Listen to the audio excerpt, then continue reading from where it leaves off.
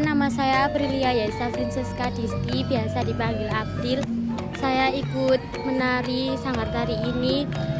Kalau yang awal ikut mulai kelas 4 SD, kalau yang WLB ini baru 2023. Perkenalkan, nama saya Kafka Anggun Raisya, bisa dipanggil Anggun.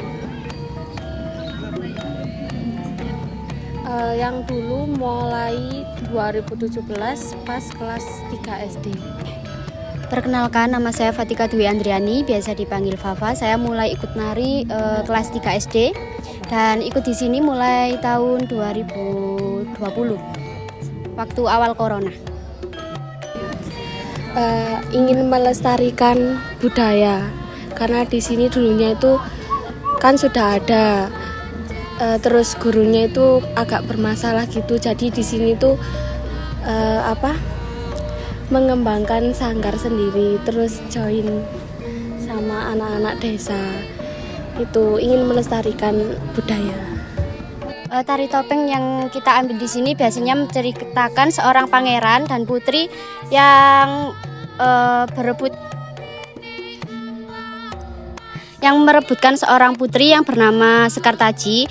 Itu yang diperebutkan oleh Raja Klono sama Pangeran Panji. Ya, pertama itu kayak masuknya Jawa, terus sama Panji, terus yang kedua masuknya Bapang sama Klono, nanti setelah itu perangan, habis perangan terakhir bertemunya Dewi Sekartaji sama Raden Panji.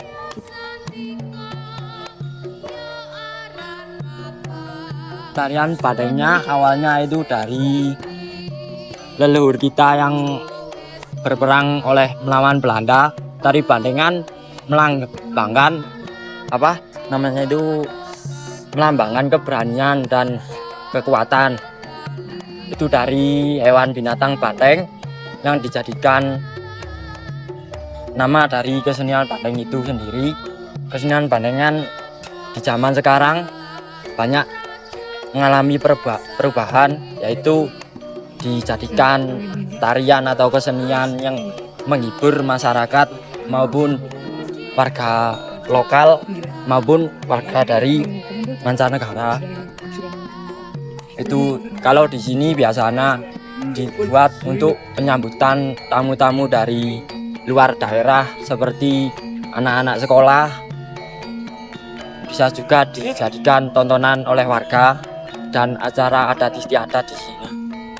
Biasanya untuk perorangan seperti anak-anak sendiri meminta izin kepada orang tua masing-masing. Sesudah itu berkumpul di markasnya.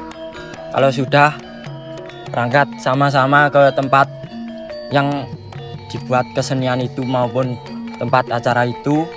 Habis itu persiapan memasang kubut, rancangan seperti kepalanya juga.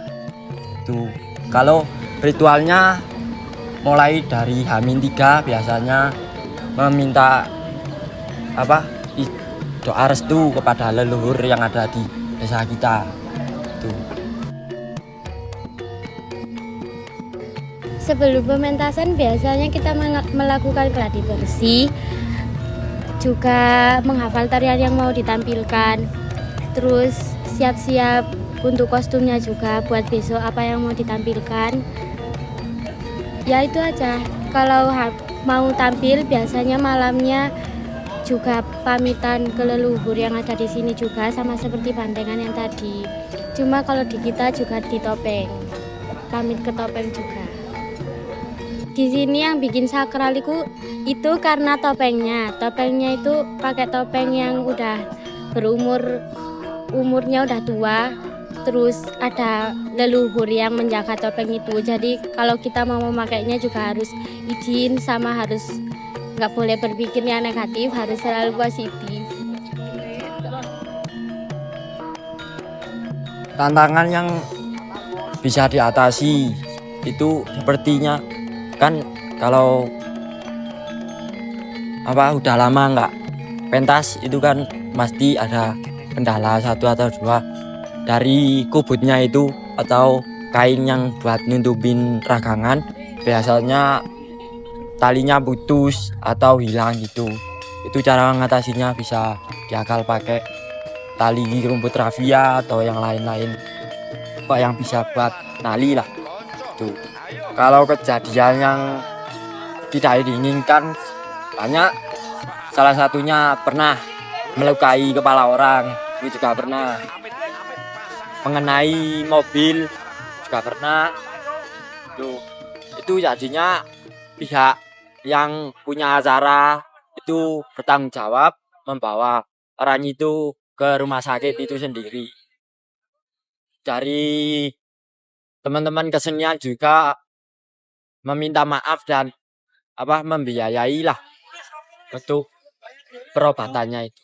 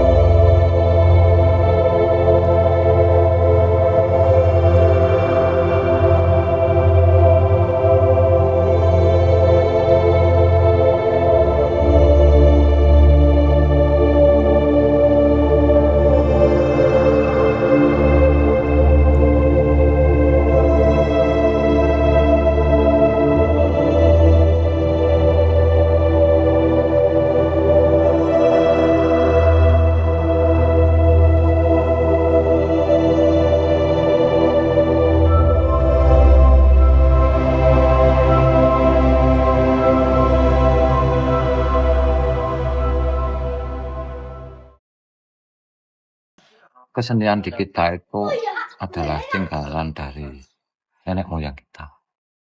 Jadi kenapa sih kita harus melakukan tata cara seperti itu? Misalnya, pertama kita ke punden. Punden itu adalah tempat makam leluhur kita ataupun pendahulu-pendahulu kita yang istilahnya mendirikan desa lah. Kalau orang Jawa bilang yang babat desa. Kenapa seperti itu? Satu, mereka biasanya minta doa restu. Tapi sebelum ke sana biasanya diawali dulu dengan minta doa restu ke orang tua. Nah, tujuannya satu sih, dengan doa restu itu biasanya kan kesenian kita berbau sakral, apa-apapun. Dengan tujuan adalah kita dengan doa restu itu tidak ada petaka yang datang. Tidak ada halangan apapun yang datang ke kita. Jadi tata caranya ya cuman ada beberapa hal. Satu, biasanya itu kita setelah pamit ke orang tua, kita ke makam-makam para leluhur. Yang di atas itu ada makam yang buyut meseni, yang perempuan sama yang buyut tugimin. Dan yang di depan air itu adalah makam dari yang buyut tunggul ametung. Itu adalah putra Joko Seger yang nomor 15. Di sana juga mereka itu mengambil air lah Istilahnya kalau orang sini dulu itu adalah sumber mata air pertama di desa. Jadi air adalah unsur kehidupan sebagai satu-satunya agar kita bisa hidup itu kalau ada air. Makanya dianggap sebagai tirta suci ataupun air suci. Jadi tujuannya adalah dengan doa restu itu mereka tidak ada halangan apa-apa. Yang kedua di bawah itu ada makam Eyang Buyut Mardiono sama Eyang Buyut Ismail. Yang Buyut Ismail itu yang menyebarkan agama Islam di kita. Jadi beliaunya yang istilahnya dakwah Islam lah di kita. Jadi tetap kita berkirim doa dengan tujuan adalah kita dalam segala kegiatan selalu diingatkan bahwasanya sebelum ada kita ada mereka. Sebelum ada kita adanya orang tua. Jadi kalau tidak ada mereka berarti tidak ada kita, tidak ada kesenian dan lain-lain. Kalau tata caranya ya cuma satu, intinya kita berkirim doa. Boleh bawa bunga, boleh bawa suguhan atau apapun. Jadi itu bukan syarat wajib kita harus berkirim doa dengan membawa bunga atau apapun, itu tidak syarat wajib bagi anak-anak kita. Tapi alangkah baiknya itu dibawakan bunga wewangian lah. Kenapa? Karena di saat berdoa itu wewangian itu membuat kita lebih khusyuk, lebih tenang batin. Jadi kita berdoa itu khusyuk. Ya coba kita kalau berkirim doa bawa HP, jadinya kan lihat HP-nya bukan berdoa lagi.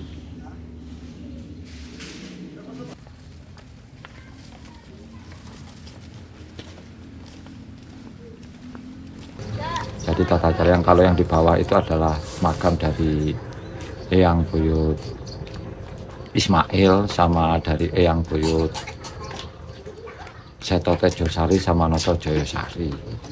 Itu dulu di sana adalah makam pemengku utama yang miwiti kesenian desa. Kalau Eyang Buyut Seto Tejosari itu adalah yang miwiti noto desa.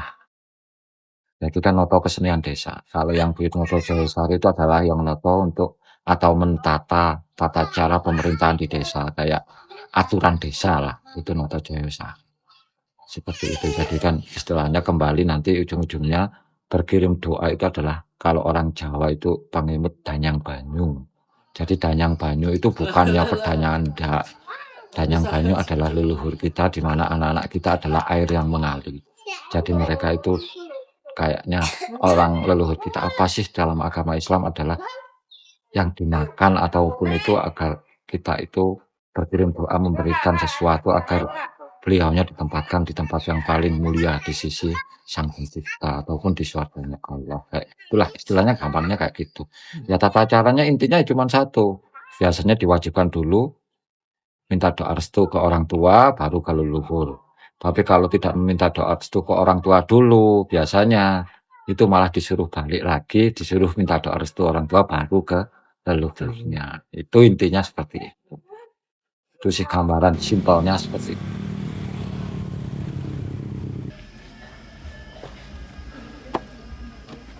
Inti dari semuanya syukur itu adalah berkirim doa. Jadi kan kita itu untuk istilahnya apa ya? Segala sesuatu sebelum kita lakukan itu hendaklah kita itu berawal dengan kata bismillah atau apa. Entah itu nanti doanya bisanya bahasa Jawa ya bahasa Jawa. Kita pakai Al-Fatihah ya Al-Fatihah. Yang terpenting kan inti dari semuanya itu adalah semuanya itu pengingat kita bahwasanya segala sesuatu adalah dari Sang Pencipta.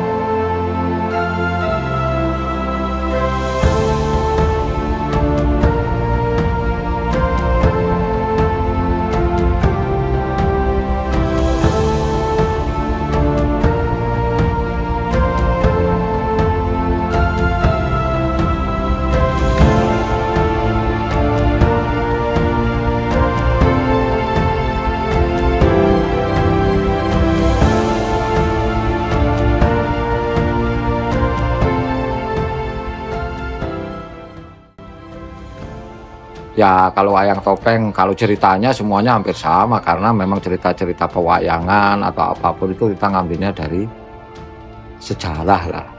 Kayak kalau dalam Candi Jago kan ada cerita Ramayana, Mahabharata, Krishna Weda dan yang lainnya. Hampir sama, cuman gerakan biasanya satu tempat dengan tempat yang lain itu ada perbedaan. Perbedaannya bukan detail, biasanya dari cara mengajarnya dan yang lainnya kayak gitu sih. Jadi kalau perbedaan signifikan itu kayaknya nggak ada, cuman biasanya ada topeng Brangletan sama Brangkulon kayak gitu sih. Kita butuh keikhlasan. Butuh keikhlasan. Belajar seni, belajar adat, belajar budaya, belajar tentang kehidupan kita itu butuh keikhlasan, termasuk kesenian juga. Nah, dari keikhlasan itu kita akan tumbuh namanya nyawiji dengan leluhur kita. Jadi harapan saya anak-anak dari sejarah kesenian yang ada, jangan hanya belajar tentang kesenian, misalnya tari topeng, belajar tarinya saja, tidak tahu maknanya. Tuh. Terus anak-anak yang belajar apapun, saya harap dengan ikhlas untuk belajar, jangan sampai nilai luhur bangsa kita, apa kekayaan lah.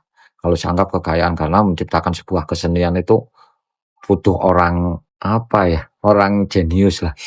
Jadi nggak semua orang itu bisa menciptakan sebuah tarian, sebuah lagu kalau bukan orang-orang jenius zaman dulu. Makanya mari kita lestarikan kesenian, jangan dilupakan. Khusus untuk anak-anakku di desa ya, karena mungkin kalian adalah penerus dari generasi yang ada di desa. Jangan bergantung kepada siapa. Bergantunglah kepada diri sendiri, belajar menginjakkan kaki sendiri, dan ikhlas untuk membantu yang lain. Karena dengan itu kalian akan berdiri lebih tegak.